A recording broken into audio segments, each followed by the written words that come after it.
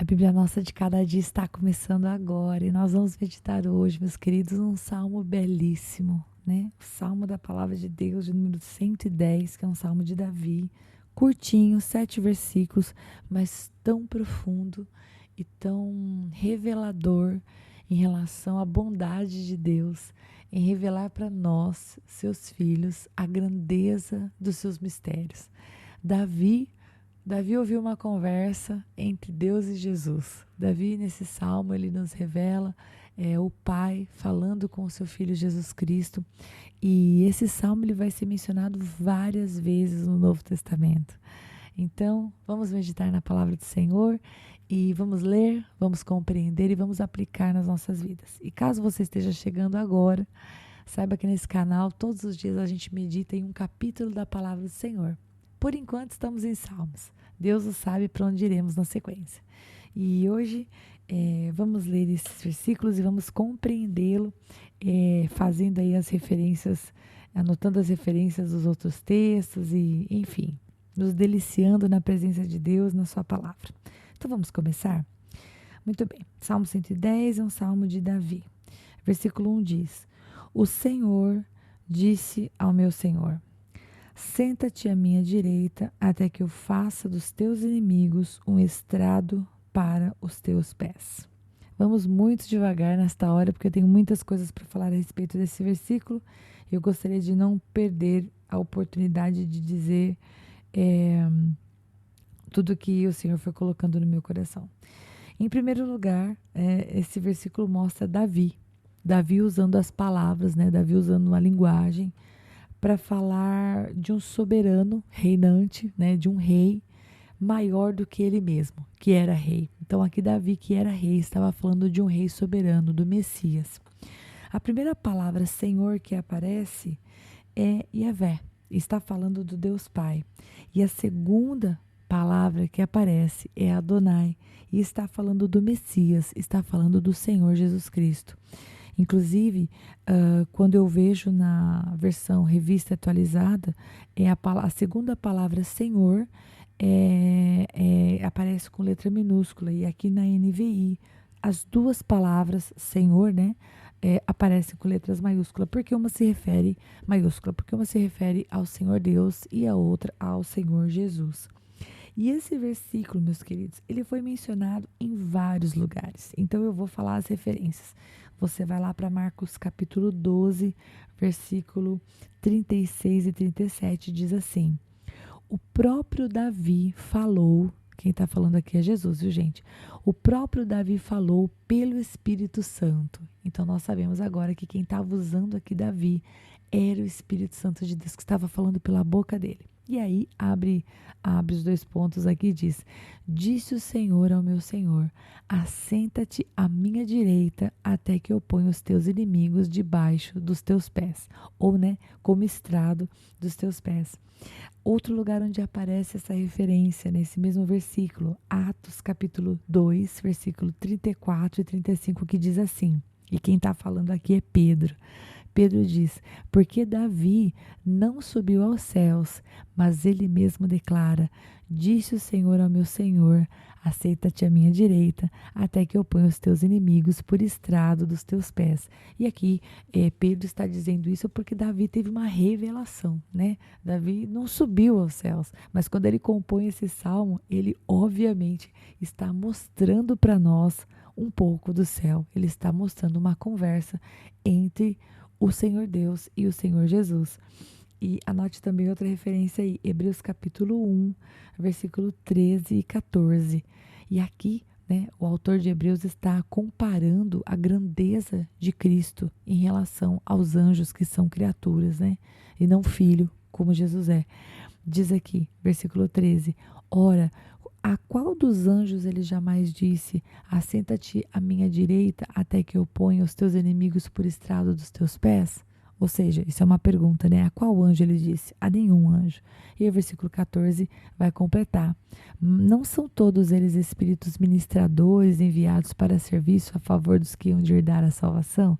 Então está dizendo que os anjos são importantes, são criaturas maravilhosas do Senhor, mas que obviamente não se comparam a Cristo, ao Messias, que está à direita de Deus, é o seu Filho amado. Anote aí outra referência. Hebreus capítulo 10, versículo 11 até o versículo 13.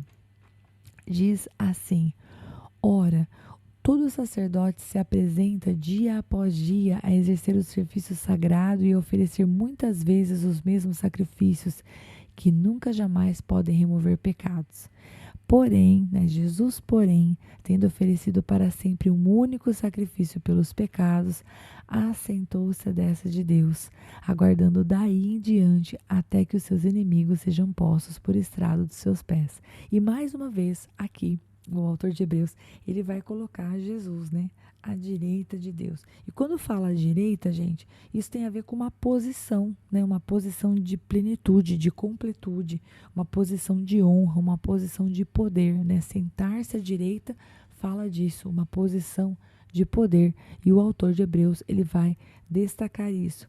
E é lógico, que Paulo tinha que falar também desse versículo, gente? 1 Coríntios capítulo 15, versículo 25 fala assim: porque convém que ele reine até que haja posto todos os inimigos debaixo dos pés.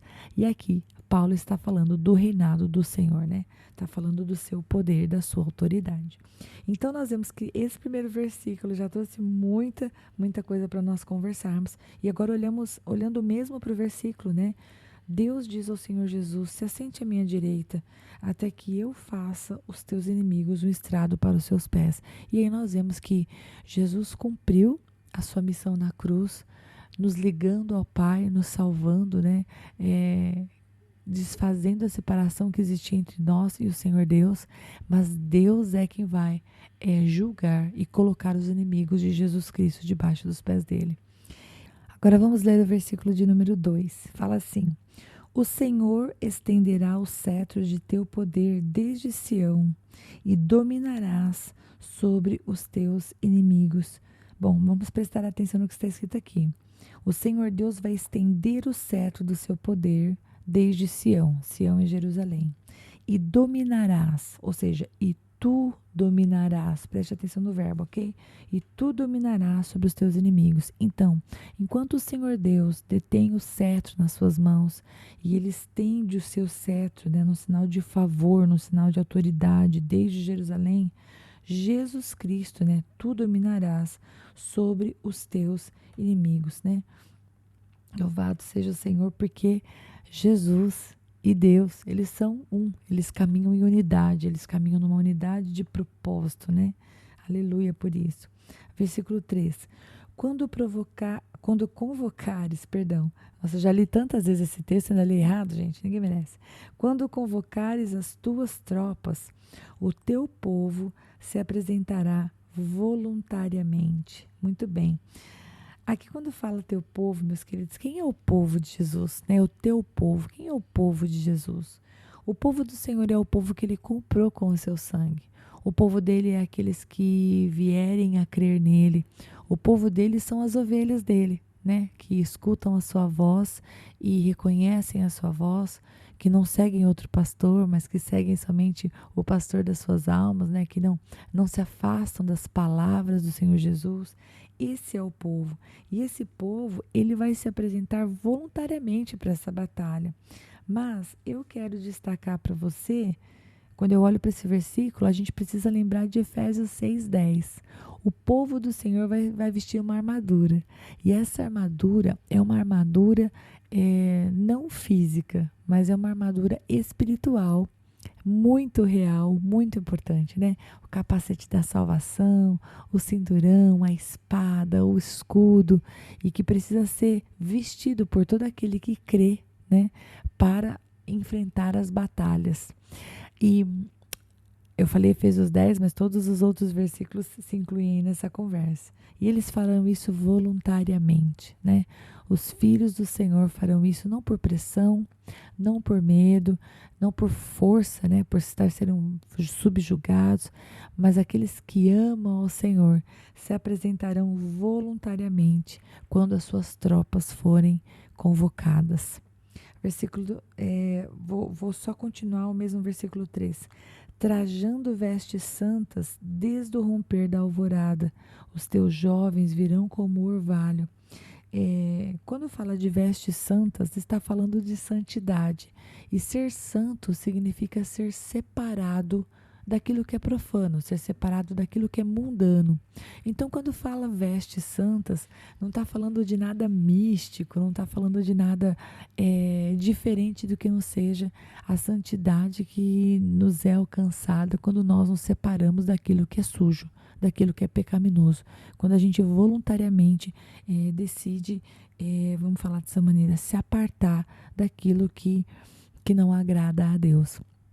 Então, é assim que vai se vestir as tropas do Senhor Jesus, né? Aqueles que o Senhor vai convocar. Vão se vestir com a armadura de Efésios 6, mas vão se vestir também com vestes de santidade, né? Com uma vida de busca da presença de Deus, com uma vida de comunhão com o Senhor.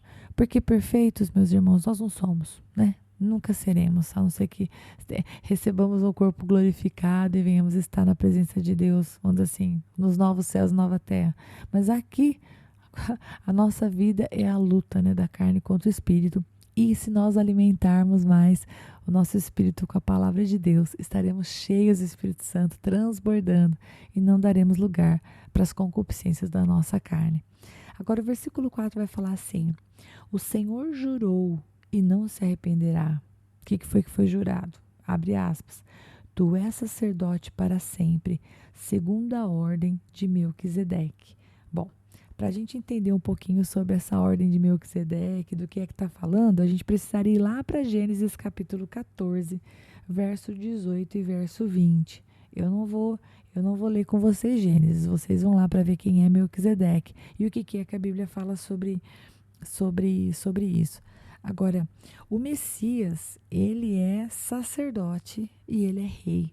E quando faz essa comparação entre o sacerdócio de Melquisedeque, você tem que entender que esse sacerdócio, ele se baseia nas promessas irrevogáveis de Deus, sabe? Melquisedeque, ele também era rei e sacerdote de Jerusalém. E Melquisedeque, ele não foi consagrado pela ordem dos descendentes de Abraão, como geralmente funcionava, né? Ele não fez parte da história de Israel, mas ele surgiu como uma autoridade por parte de Deus. E a gente vê que, inclusive, ele pôde receber de Abraão o dízimo, ele abençoou Abraão, né? Vamos dizer assim, ele estava certinho, né? Ele foi aceito pelo Senhor. E se você quiser anotar uma referência, anota aí, por favor, Hebreus, capítulo 5, do versículo 5 até o versículo 10, e também capítulo 6, do versículo 19 até o capítulo 7, versículo 28, além de Gênesis 14, de 18 a 20, que eu acho que eu já tinha falado para você antes. Então, aqui, Jesus, ele é comparado, né? Ele é comparado a Melquisedeque, rei e sacerdote, né? E escolhido por Deus. Eu acho que eu vou ler para vocês aqui Hebreus capítulo 5. A citação desse versículo está no versículo 6. Diz assim: como em outro lugar também diz, tu és sacerdote para sempre, segundo a ordem de Melquisedeque. Eu vou ler o versículo 7. Ele, Jesus, nos dias da sua carne, tendo oferecido como forte clamor e lágrimas, orações e súplicas a quem o podia livrar da morte, e tendo sido ouvido por causa da sua piedade, embora sendo filho, aprendeu a obediência pelas coisas que sofreu, e tendo sido aperfeiçoado, tornou-se o autor da salvação eterna para todos os que lhe obedecem. E eu vou parar aqui. Esse texto de Hebreus é um texto maravilhoso que honestamente não dá vontade de parar de ler, mas nós temos que continuar nessa leitura. Então vamos juntos? Versículo 5 do Salmo 110 diz assim: O Senhor está à tua direita, ele esmagará reis no dia da sua ira. Julgará as nações, amontoando mortos e esmagando governantes em toda a extensão da terra. Bom, esses dois versículos, eles apontam, queridos, para um tempo que há de vir. E vamos anotar essa referência? Apocalipse capítulo 19, do verso 11 ao verso 21. Eu vou ler um trecho, eu não sei quanto eu vou ler, mas eu vou ler um trecho. Olha o que diz Apocalipse. Vi o céu aberto, ok? Uma visão vai ser mostrada para nós agora. Alguém viu, né? O servo do Senhor viu. Ele diz assim: vi o céu aberto e eis um cavalo branco. O seu cavaleiro se chama Fiel e Verdadeiro e julga e peleja com justiça. Os seus olhos são chama de fogo. Na sua cabeça há muitos diademas. Tem um nome escrito que ninguém conhece senão ele mesmo. Está vestido com um manto tinto de sangue e o seu nome se chama Verbo de Deus. E seguiam-no os exércitos que há no céu, montando cavalos brancos com vestiduras de linho finíssimo, branco e puro. Sai da sua boca uma espada afiada, para com ela ferir as nações. E ele mesmo as regerá com cetro de ferro, e pessoalmente pisa o lagar no vinho do furor da ira do Deus Todo-Poderoso. Tem no seu manto e na sua coxa um nome escrito: Rei dos Reis e Senhor dos Senhores. Então vi um anjo posto em pé no sol e clamou com grande voz, falando a todas as aves que voam pelo meio do céu: vinde, reuni-vos para a grande ceia de Deus. E eu vou parar aqui porque minha vontade é continuar lendo Apocalipse. Mas esse texto aqui de Apocalipse nos fala dessa vitória, nos fala de um Senhor que vai realmente esmagar os reis, que vai realmente esmagar os governantes e todos aqueles que escolheram não ter aliança com ele e que foram ruins e que foram senhores ruins para o povo, que foram pessoas que esmagaram outras pessoas, né? O juízo virá, embora hoje pareça que muitas vezes as nações que se afastam do Senhor não sofrem consequência alguma com isso. A verdade é que aquele que foi crucificado, aquele que foi traspassado pelos nossos pecados, ele voltará, não mais como cordeiro mudo, não mais como servo sofredor, mas como o rei absoluto, o Senhor dos senhores. E o versículo 7 do Salmo 110 termina assim: no caminho beberá de um ribeiro e então erguerá a cabeça. E esse versículo 7 ele pode parecer estranho, porque estamos falando, né, estamos ouvindo Davi falar de um Senhor todo-poderoso. Sabemos que ele está falando de Jesus, sabemos que ele está falando de uma vitória sobrenatural. E aí no versículo 7 ele diz que no caminho, né, quando eles estiverem indo de um lugar para o outro, ele beberá de um ribeiro e então erguerá a cabeça. E esse texto me lembra Gideão. Lá em Juízes capítulo 8, verso 4, fala assim: vindo Gideão ao Jordão, passou com os 300 homens que com ele estavam, cansados, mas ainda perseguindo.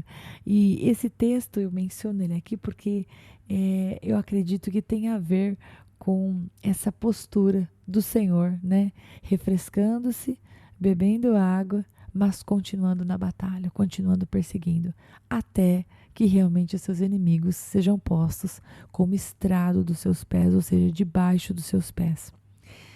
Muito bem, nós terminamos esse salmo por aqui e eu quero falar para você que eu espero que você tenha conseguido entender a magnitude dessa palavra, um podcast comprido, num salmo de apenas 7 versículos, mas muito necessário toda essa meditação e todos esses textos que nós vimos. Deus te abençoe e saiba que Jesus vencerá. Jesus já venceu na cruz e ele vencerá. Os inimigos do Senhor serão postos debaixo dos pés dele e debaixo também dos pés daquele que servem ao Cordeiro. Por quê? Porque estarão com ele na batalha. Um dia o Senhor os convocará e voluntariamente eles se apresentarão. Deus abençoe muito vocês. Se o bom Deus permitir, nós nos vemos amanhã para meditar no Salmo 111. Até lá!